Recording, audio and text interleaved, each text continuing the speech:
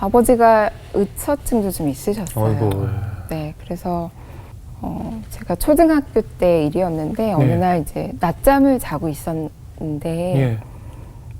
아빠가 갑자기 제가 자고 있는 저의 뺨을 때리셨어요. 왜요? 왜? 너무 세게 뺨을 너무- 딱 때리셔서 너무 놀랐겠다. 네, 자고 있는 중에 아닌 밤중에 홍두깨처럼 눈을 딱 뜨고 깜짝 놀라서 벌떡 일어섰는데 아버지께서 너희 엄마 어디 갔느냐고 제 집에 낮에 귀가를 하셨는데 엄마가 안 계시니까 낮잠 자고 있는 저를 따귀를 때려서 어이구. 깨우실 정도로 좀 약간 무지막지하신 그래서 먼저 아버지가 어떤 분이셨길래 이렇게 아버지에 대한 언급을 하기조차 어렵고 마음이 무거웠을까요? 아버지는 어떤 분이셨나요? 이제 얼마 전에 이제 장마 때문에 네. 비가 엄청 많이 왔는데 네네. 제가 비 내리는 걸 보다 보니까 네. 옛날에 이제 제가 비 오는 날 어렸을 때 제가 비 오던 날이 어느 날 기억이 나는 거예요. 그래서 비 오는 걸 너무 싫어했거든요. 그래서 왜요? 왜 내가 비 오는 걸 이렇게 싫어하지? 라고 했을 때 기억에 났던 게 아버지 때문이었어요. 그 이유가 아버지가 건설 현장에서 일하시니까 비 오면 일을 안 하시는구나. 네, 비 오면 이제 소위 공친다고 네. 어른들이 그렇게 말씀하시는데 네네네.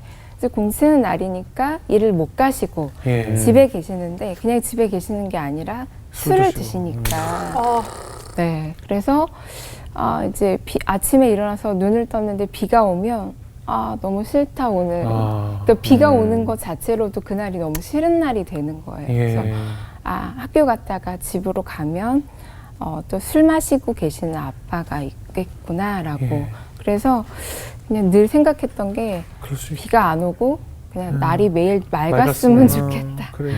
그랬던 것 같아요. 아니 아버지가 술을 드시면 가족들 어떻게 힘들게 했나요? 뭐 손찌검을 하시고 그리고 정말 너무 심했을 때는 집에 있는 뭐 칼, 네, 그래서 뭐 식칼이나 과도 뭐 아니면 공구가 망치나 뭐 잡히는 거 스패너. 다 그렇게 됐네요. 네. 근데 이제 그게 더 위협적이고 공격적이니까 나중에 정말 심해지셨을 때는 그런 것까지 잡아들고 저희를 위협하고 저희도 맞기도 하고 저랑 엄마도 맞고 동생들도 맞고 막 피가 흐를 때도 있고 그래서 병원에 갔어야 되는 물론 병원에 못 갔지만 그래야 됐을 때도 있고 이제 막 엄청 그렇게 힘들었던 것 같고요. 시험 때만 되면 아빠 그렇게 두꺼비집을 내리시는 거예요. 시험 때 공부해야 되는데. 공부해야 되는 평소에 안 해도 시험 때는 공부해야 되잖아요. 예. 학생이니까. 근데 그렇게 두꺼비집을 내리시니까 공부를 할 수가 없는 거예요. 근데 두꺼비집을 내려진 집 안에 계셔 본 적이 있으신지 모르겠는데 밤에 네네네. 가끔 이제 뭐 우리가 전기 나갔을 때 뭐 이런 완전히 상황이잖아요. 깜깜해지잖아요. 예. 완전 칠흑 같고 칠흑 같죠. 암흑 같은 그런 왜냐면 그냥 밤에 잘 때 불을 다 꺼도 뭐 정수기 불 무슨 그렇죠, 냉장고 그렇죠. 불 이렇게 불은 조금씩 있잖아요. 예. 근데 두꺼비집을 다 내리면 집안에 있는 모든 전기가 끊어지니까 완전히 깜깜한 그 밤에 이제 저희 가족들은 저와 뭐 엄마와 저희 삼남매는 이제 그 어둠 속에서 아빠의 그 이제 고성과 폭언과 막 이런 거를 들으며 계속 이제 대치하고 밤을 그렇게 보냈던 것 같아요. 그래서 그 시간이 너무 무섭고 되게 두렵고 왜냐면 아무것도 보이지 않는 상황에서 뭘 할 수가 없으니까 마치 저희가 어둠 속에서 지배당한 것 같은 그런 느낌이 들었던 것 같고 아버지가 의처증도 좀 있으셨어요. 아이고. 네, 그래서 제가 초등학교 때 일이었는데 어느 네. 날 이제 낮잠을 자고 있었는데 예. 아빠가 갑자기 제가 자고 있는 저의 뺨을 때리셨어요. 왜요? 왜? 너무 세게 뺨을 너무- 딱 때리셔서 너무 놀랐겠다. 네, 자고 있는 중에 아닌 밤중에 홍두깨처럼 눈을 딱 뜨고 깜짝 놀라서 벌떡 일어섰는데 아버지께서 너희 엄마 어디 갔느냐고 제 집에 낮에 귀가를 하셨는데 엄마가 안 계시니까 낮잠 자고 있는 저를 따귀를 때려서 어이구. 깨우실 정도로 좀 약간 무지막지하신 그래서 그때 약간 이게 꿈인가 생신가 하면서 꿈결에 있는 것처럼 이렇게 돌아다니면서 엄마를 찾아오라는 거죠. 네 엄마 가서 찾아와. 어디 있는지 가서 빨리 네 엄마 찾아서 데리고 와. 이렇게 얘기를 하셔서 그냥 이게 꿈인지 뭔지 모르게 그렇게 돌아다니면서 엄마를 찾았던, 울면서 그 기억이 나요. 지금 그러면 가족 관계가 부모님 있고 삼남매. 네, 삼남매. 네. 동생들이 있는 네, 거잖아요. 네, 제 밑으로 동생이 있어요. 근데 아까 말씀하신 중에 막 아무거나 막 던지셨다고 그러는데 네, 네. 너무 위험했을 것 같거든요. 어떠셨어요? 동생들이랑도 있었는데.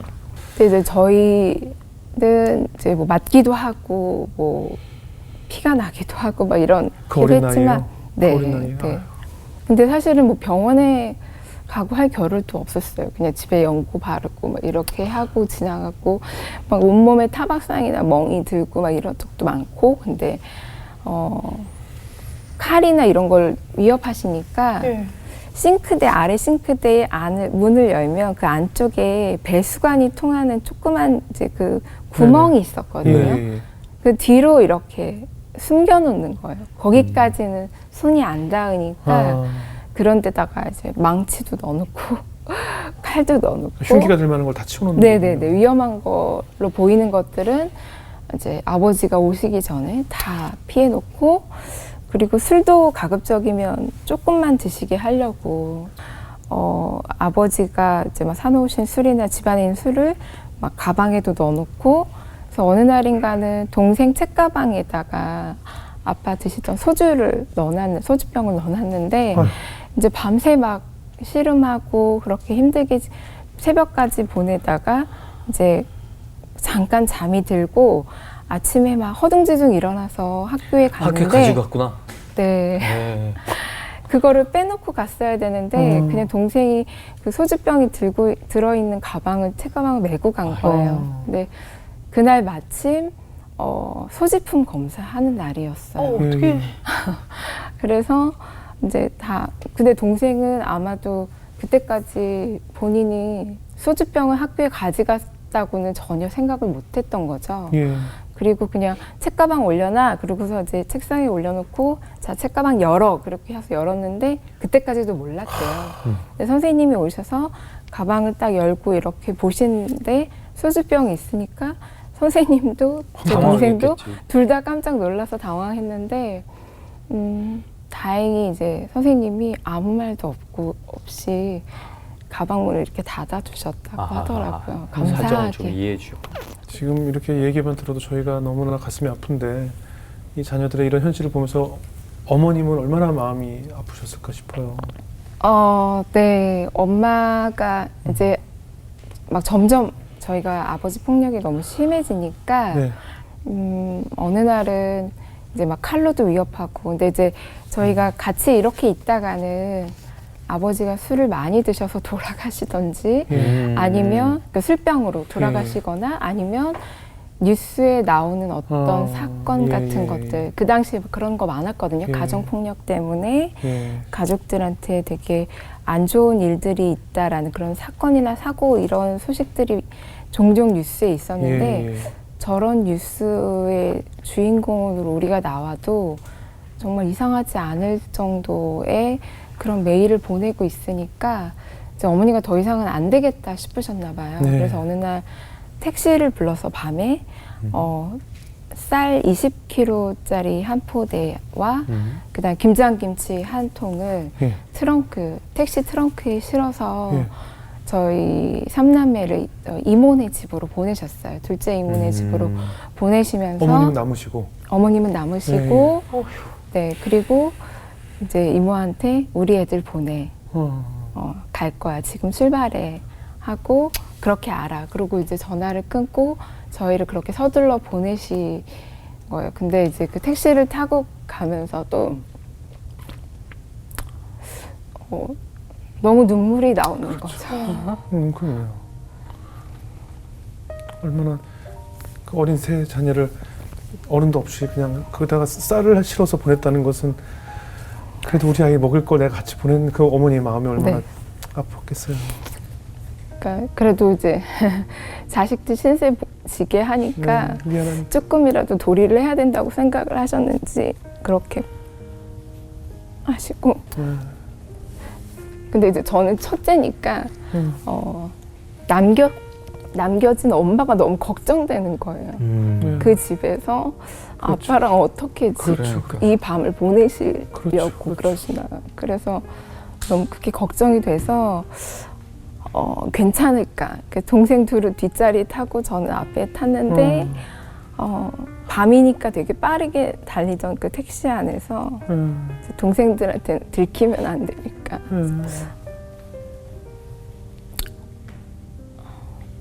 혼자 많이 울고 그리고 이제 하나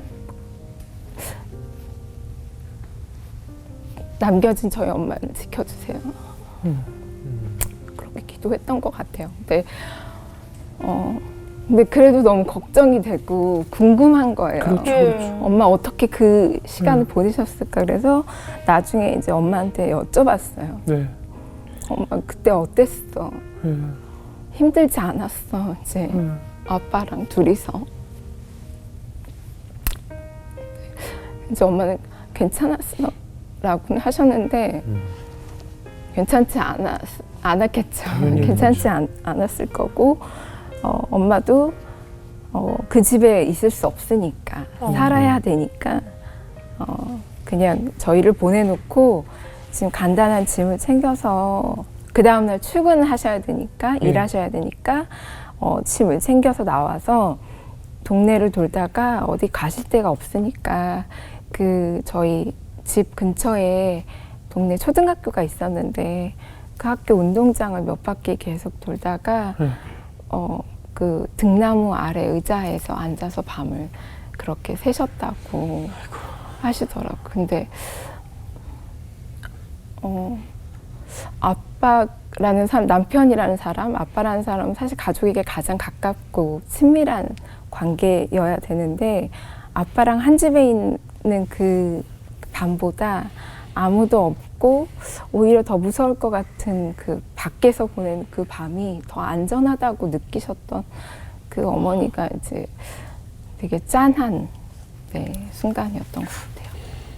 계속 말씀을 하시지만 어머니 생각이 계속 나요. 네. 어머니도 모셔서 한번 얘기를 듣고 싶어요.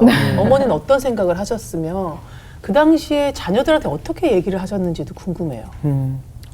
어머니는 이제 뭐 아버지에 대해서 이러쿵저러쿵 얘기하시지는 않았고 그냥 기도하자.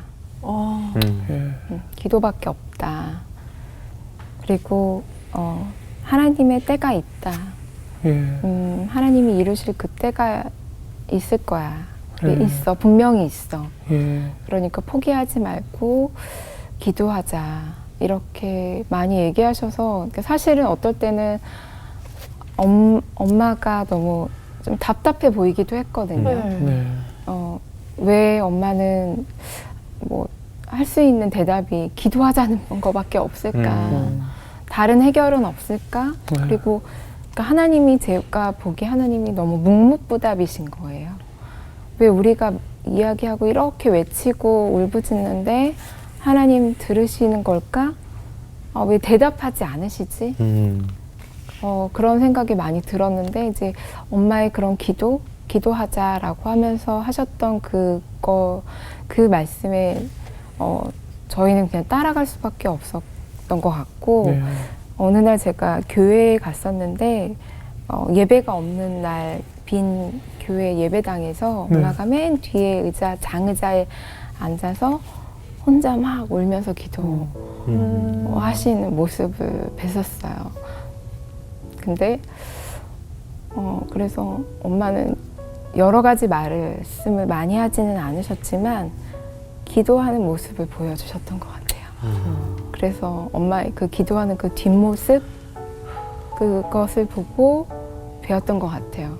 그리고 그 하나님이 주신다고 하는 그때를 기다려야 되겠다.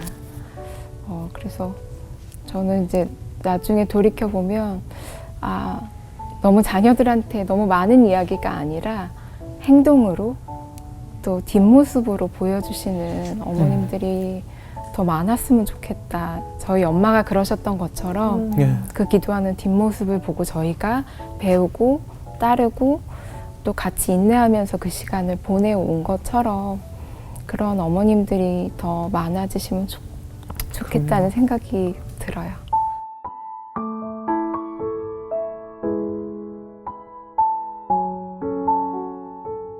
근데 이렇게 도망을 다닌다고 해도 이게 언제까지 도망 다닐 수 있는 것도 아니고 실제적으로 마음적으로나 상황 자체를 극복해야 된단 말이죠. 그 어떻게 극복한 시기가 있었습니까? 저희가 2015년 말에 네. 지금 제가 다니고 있는 출석하는 선한목자교회에 같은 동네에 이사를 하게 되었어요. 네. 근데 이제 사실은 교회 때문에 간 거는 아니었지만 네네. 우연히 그 동네에 이사를 하게 되면서 주소를 옮겨야 되잖아요. 보통 이사하면 전입신고를 해야 되는데 네네. 그때도 그 전까지는 계속 저희 집에 주소를 못 뒀었거든요. 예. 근데 하나님이 이제 기도하면서는 담대하라. 내가 너와 함께 하겠다라는 마음을 주셨고 사실 지금까지 하나님이 우리랑 함께 하셨지 더 큰 일이 나지 않았고 예. 그리고 우리가 이렇게 지금 살아있는 것 자체가 하나님께서 우리와 함께 하신다는 건데 오늘 지금 이곳에 지금 여기까지 우리와 함께 하신 에베레스트의 하나님이 앞으로도 우리와 함께 하실 거야 라고 하는 그 믿음이 왠지 모르게 생기는 거예요. 담대함이. 그래서 가족들에게 그리고 더 이상 이제 누군가한테 민폐를 드리는 게 너무 죄송했어요.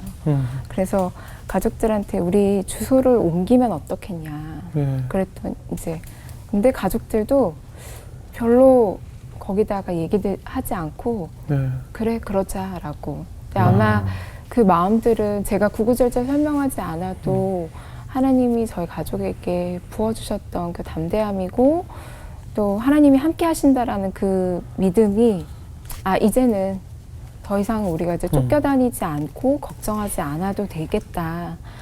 그동안 우리가 몰랐던 건 아니지만 함께 하신 하나님이 지금까지도 함께 하셨고 지금도 함께 하시고 앞으로도 함께 하실 거야라는 그 믿음의 선포 같은 게 되면서 그때 주소를 옮겼고 네. 네.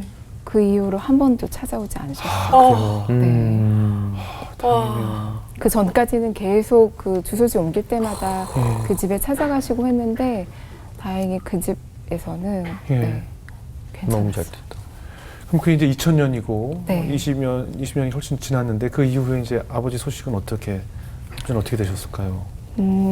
아버지를 사실 2000년에 저희가 집을 나오고 네. 거의 한 20년 정도를 저희가 가족들이 광야의 시간이라고 보냈던 그 시간들을 그렇게 보내면서 아버지를 사실 한 번도 맞닥뜨리지 않았어요. 물론 두려움과 공포는 있었지만 소식은 또 누군가로 전해 듣고 했죠. 그렇지만 또 걱정이 되긴 했지만 실제로 아버지를 맞닥뜨려서 아버지로부터 이제 뭐 그런 해를 당하는 그런 일들은 또 없었고 그리고 너무 감사하게 또 그렇게 지나갈 수 있었던 것 같아요. 그래서 그 시간들을 뭐 돌이켜 보면 나중에 제가 이제 생각을 해보니까 하나님이 우리와 함께 하셨다 하는 것에 대해서 제가 그 어떤 순간에 느끼게 됐는지 생각을 해보니 제가 중학교 때쯤 됐는데 아버지랑 같이 살 때 저희 아파트에 그 상가가 있었는데 상가 복도에서 저희를 또 이제 쫓는 아버지를 맞닥뜨리게 된 거죠. 근데 근데 이제 아버지는 저쪽에서 오시고 저는 이렇게 가는데 그 복도가 외길이어서 다른 피할 길이 없는 거예요. 복도에서. 그래서 아버지랑 만나면 이제 정말 난 죽었구나. 여기 지나다니는 사람들도 많고 그러는데 이 창피를 당하면서 모욕을 당하면서 또 나는 맞거나 어떻게 될 수도 있겠다라고 생각하는 그 순간에 그냥 되게 짧은 외마디 하나님 저를 지켜주세요 하는 길고 장한 기도를 할 수가 없잖아요. 긴박하게 막 쫓아오는 막 달려오는 술 취해서 달려온 그 아버지를 맞닥뜨리는데 근데 아버지가 저를 지나가시는데 못 보고 그냥 못 지나가시더라고요. 보고 갔어요. 오? 술이 취해서. 네, 술이 취하셨는데 분명히 그래도. 저를 볼 수 있을 정도로 근 손 거리였는데. 이렇게 닿으면 네. 만질 수 있는 정도의 거리를 지나치셨는데도 저밖에 없었거든요.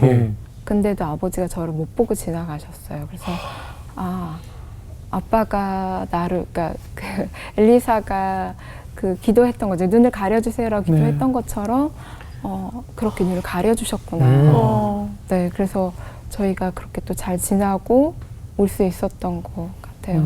그래서 그때부터 하나님이 정말 우리와 함께 하시는구나. 우리를 놓지 않으시는구나. 우리의 신음소리, 제가 사실은 긴 기도를 할 수 없었음에도 그 짧은 신음소리 같은 기도 소리에도 하나님 응답하시고 하나님 들으시는구나. 그러니까 뭐 대단한 변화는 없지만 그래도 우리를 안전케 하시고 피하게 하시는구나라는 그런 마음. 그래서 하나님의 존재를 너무 당연하게 자연스럽게 하나님 우리 아버지야. 제가 부를 수 있는 유일한 아버지가 하나님이셨구나.